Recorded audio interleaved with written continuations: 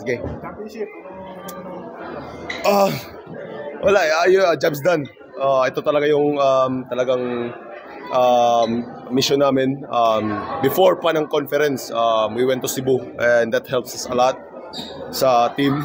And having Ronde, having everyone at our back, at my back, at everyone's back, the coaches. I think hats off din sa kay Coach Tim sa Ginebra. It will never be an easy championship for us. Siguro nasa isip ng ibang tao na 2-0 kami, mas sweep yan. No, we don't think about that.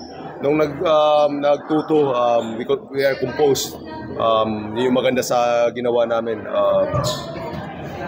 Sadyang talagang yung determinasyon ng bawat player, lalo si Jason, si Ronde.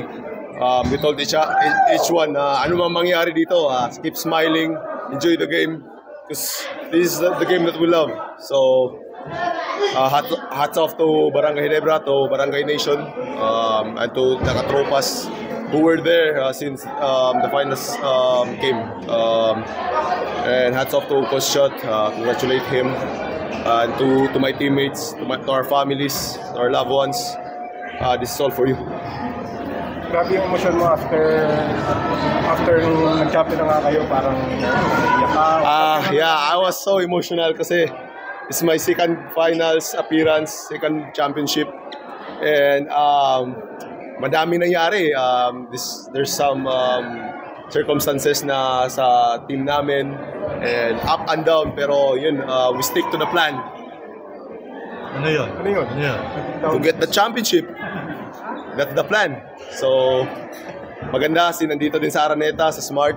It's our brand. And thankful din kay na Boss MVP, kina Boss Reiki, to Boss Al. Para sa akin, after nito, I think ilas na naman. Trabaho na naman. So abang-abang naman tayo lahat doon. And I'll be ready. Pahinga lang unti. And simula kami sa 15. And looking forward sa lahat ng mga Pilipino sa Gilas Nation na suportahan kami sa darating na window. Okay guys. Okay. Love you all guys. I love you.